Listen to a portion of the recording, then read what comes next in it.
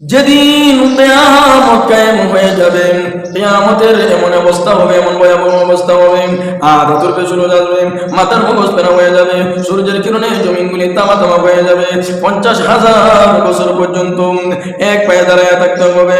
আল্লাহু আকবার। প্রত্যেকটা মানুষ উলঙ্গ অবস্থা দাঁড়াইয়া থাকবে, প্রত্যেকটা পুরুষ খৎনাবিহীন অবস্থা দাঁড়াইয়া থাকবে। আম্মা জান হযরত আয়েশা সিদ্দিকা রাদিয়াল্লাহু তাআলা বলেন, ইয়া রাসূলুল্লাহ ওয়া ইয়া হাবিবাল্লাহ, নবী গো, ওগো আল্লাহর নবী, কিয়ামতের ময়দানে মানুষগুলো উলঙ্গ অবস্থায় খৎনাবিহীন অবস্থা দাঁড়াইয়া থাকবে, তাদের কি লজ্জা শরম লাগবে না? তারা কি একজন আরেকজনের প্রতি নজর দিবে না?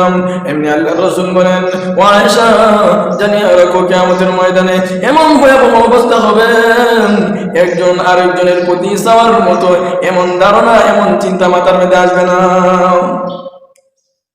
হযরতে আব্দুল্লাহ ইবনে মাসউদ রাদিয়াল্লাহু তাআলা আনহু আল্লাহর রাসূল থেকে বর্ণনা করেন, কিয়ামতের ময়দানে বনি আদমকে আল্লাহ রাব্বুল আলামিন 5টি প্রশ্ন করবেন। এই 5 প্রশ্নের জবাব না দেওয়া পর্যন্ত বনি আদম একটি কদম এদিক সেদিক নড়াচড়া করতে পারবে না। এক নাম্বার হলো আন উমরি ফিমা আফনাম, আল্লাহ রাব্বুল আলামিন যে তোমাদেরকে 50, 60, 70 বছর হায়াত দিয়েছিল, হায়াতের জিন্দেগি তুমি কোন কাজে ব্যয় করেছো? এই প্রশ্নের জবাব না দেওয়া পর্যন্ত বনি আদম একটি কদম এদিক সেদিক নড়াচড়া করতে পারবে না।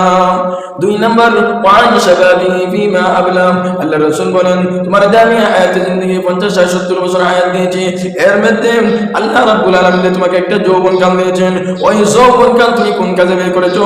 এই প্রশ্নের জবাব না দেওয়া পর্যন্ত বনি আদম একটি কদম এদিক সেদিক নড়াচড়া করতে পারবে না। 3 নাম্বার আল্লাহ রাব্বুল আলামিন প্রশ্ন করবেন, ওয়ামালি মিন আইনা ইকতাসাবাহু, তুমি কিভাবে সম্পদের মালিক হইলে?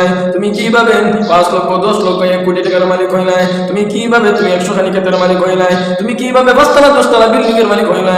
এই প্রশ্নের জবাব না দেওয়া পর্যন্ত, আল্লাহ রাব্বুল আলামিনের জবাব না দেওয়া পর্যন্ত বনি আদম একটি কদম এদিক সেদিক নড়াচড়া করতে পারবে না। 4 নাম্বার ওয়াফিমা আনফাকাহু, আল্লাহর রাসূল বলেন, আল্লাহ রাব্বুল আলামিন প্রশ্ন করবেন, তুমি এই সম্পদগুলি কোন কাজে ব্যয় করেছো, কোন খাতে ব্যয় করেছো? এই প্রশ্নের জবাব না দেওয়া পর্যন্ত বনি আদম একটি কদম এদিক সেদিক নড়াচড়া করতে পারবে না। 5 নাম্বার প্রশ্ন, আল্লাহর নবী বলেন, ওয়া মাযা আমিলা ফিমা আলিমা, যেই পরিমাণ ইলম অর্জন করেছো সেই পরিমাণ, সেই অনুযায়ী আমল করেছো কিনা? সেই প্রশ্নের জবাব না দেওয়া পর্যন্ত বনি আদম একটি কদম এদিক সেদিক নড়াচড়া করতে পারবে না।